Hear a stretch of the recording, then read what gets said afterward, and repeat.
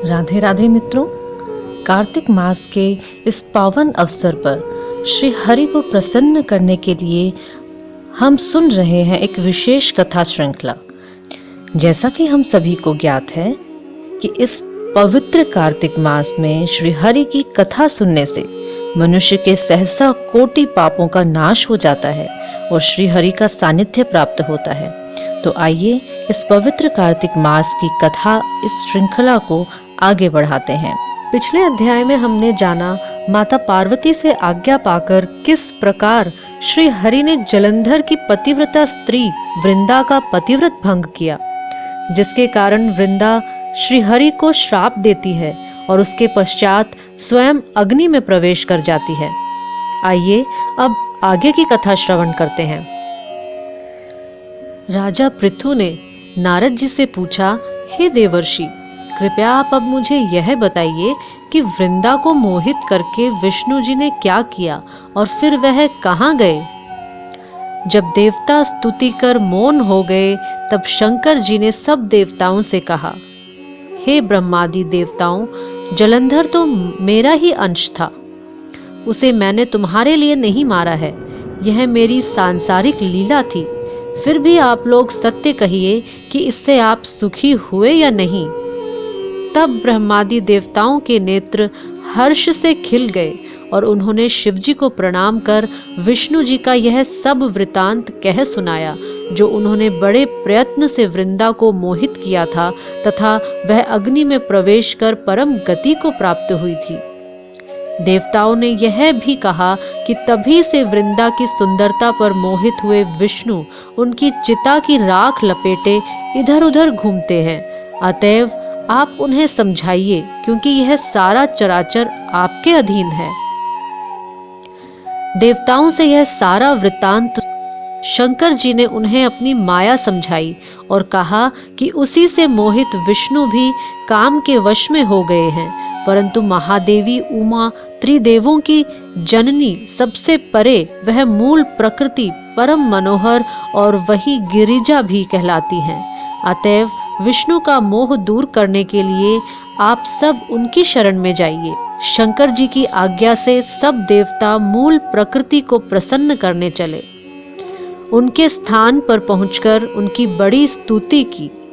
तब यह आकाशवाणी हुई कि हे देवताओं, मैं ही तीन प्रकार से, तीनों गुणों से पृथक होकर स्थिति सत्य गुण से गौरा, रजो गुण से लक्ष्मी और तमो गुण से ज्योति रूप हूँ। अतएव अब आप लोग मेरी रक्षा के लिए उन देवियों के पास जाओ, जो वे तुम्हारे मनोरथों को पूर्ण कर देंगी। यह सब सुनकर देवता भगवती के वाक्यों का आदर करते हुए गौरी, लक्ष्मी और सरस्वती को प्रणाम करने लगे। सब देवताओं ने भक्ति पूर्वक उन सब देवियों की प्रार्थना की। उन स्तुति से तीनों देवियां प्रकट हो गईं। सभी देवताओं ने खुश होकर निवेदन किया। तब उन देवियों ने कुछ बीज देकर कहा, इसे ले जाकर बो दो और तुम्हारे सब कार्य सिद्ध हो जाएंगे। ब्रह्मादि देवता उन बीजों को लेकर विष्णु जी के पास गए। वृंदा की चिता भूमि में डाल दिया। उससे धात्री, मालती और तुलसी प्रकट हुई। विधात्री के बीज से धात्री, लक्ष्मी के बीज से मालती और गौरी के बीज से तुलसी प्रकट हुई।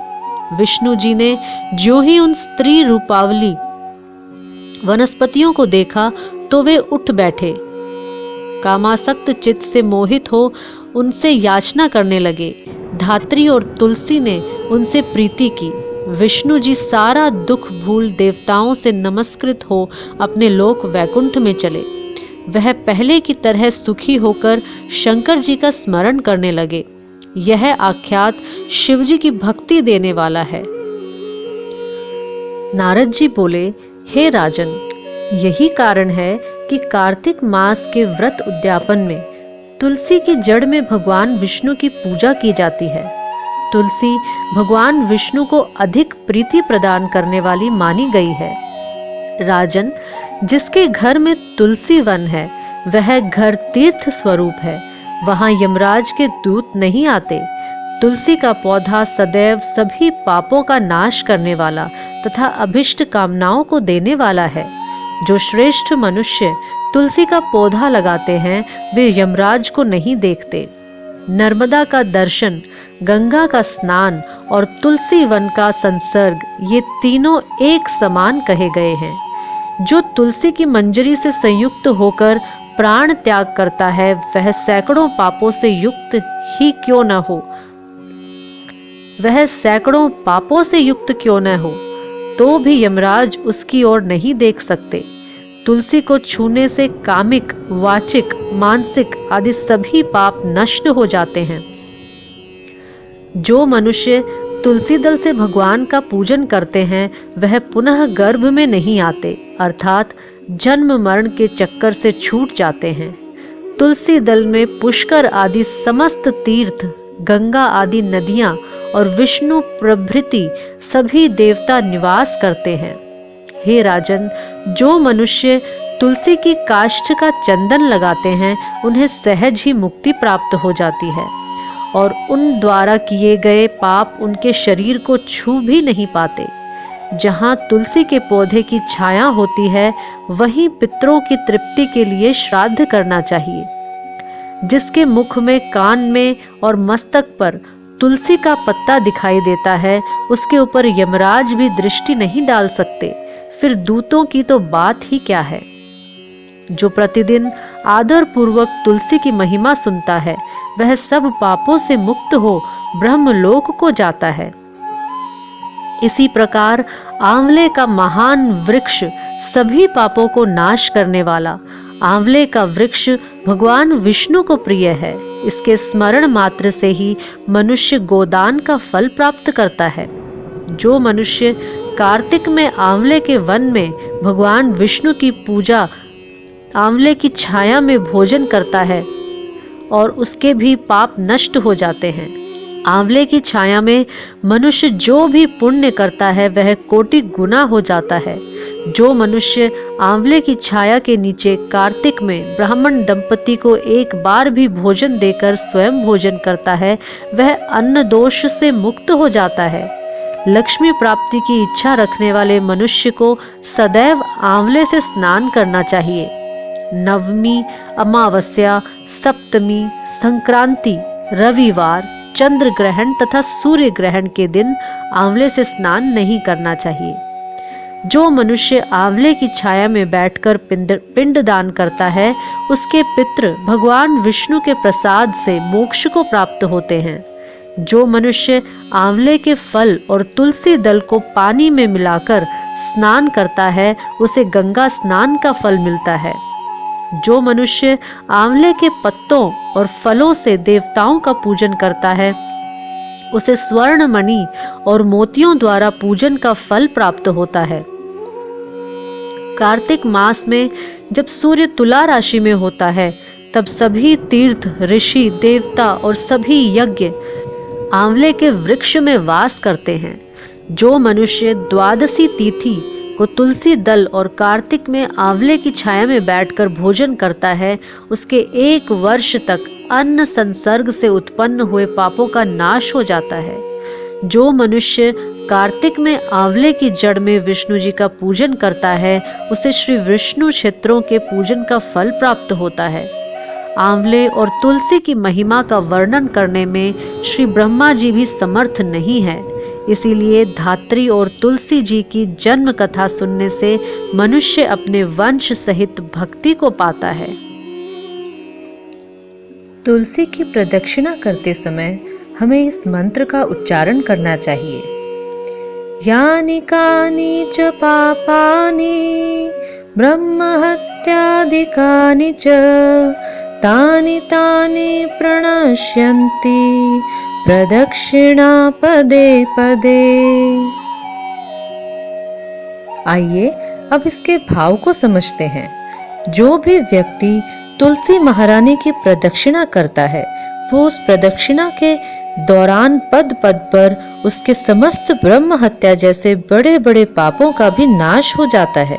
तो इस प्रकार कार्तिक मास में आप तुलसी पूजन और प्रदक्षिणा कर सकते हैं। आइए अब तुलसी महारानी जी की आरती करते हैं।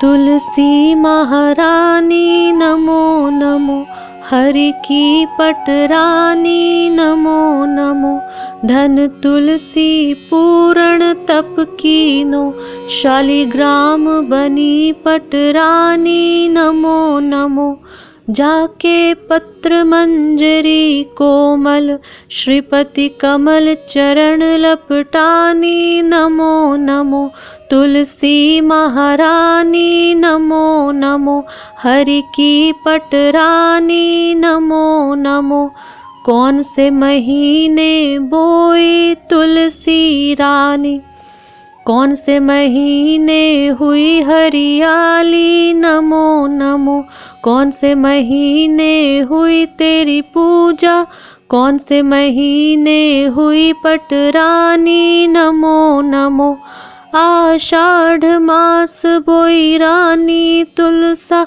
सावन मास हुई हरियाली नमो नमो, कार्तिक मास में हुई तेरी पूजा, मंगसिर मास हुई पटरानी नमो नमो, धूप दीप नैवेद्य आरती, पुष्पन की वर्षा बरसानी नमो नमो, 56 भोग 36 व्यंजन, बिन तुलसा हरि एक ना मानी नमो नमो, जो तुलसी को सवेरे गाए, श्री कृष्ण के दर्शन पाए नमो नमो, जो तुलसी को दोपहर को गाए, खीर खांड का भोग लगाए नमो नमो, जो तुलसी को सांझ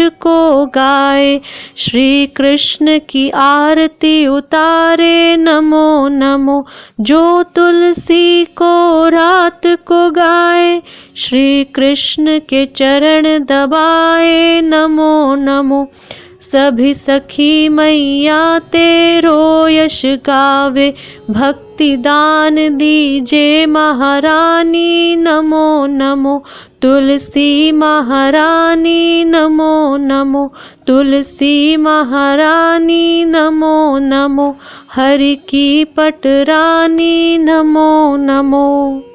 जय तुलसी मैया। अगर आपको ये वीडियो अच्छी लगी हो तो इसे अपने मित्रों और परिवारजनों में शेयर अवश्य कीजिएगा। और यदि प्रतिदिन आप इस प्रकार की कथाओं का श्रवण करना चाहते हैं तो आप हमारे इस चैनल को सब्सक्राइब करें और नोटिफिकेशन के लिए बेल आइकन प्रेस करें। मिलते हैं बहुत जल्द ही इसी प्रकार की कथाओं के साथ। हरे कृष्ण।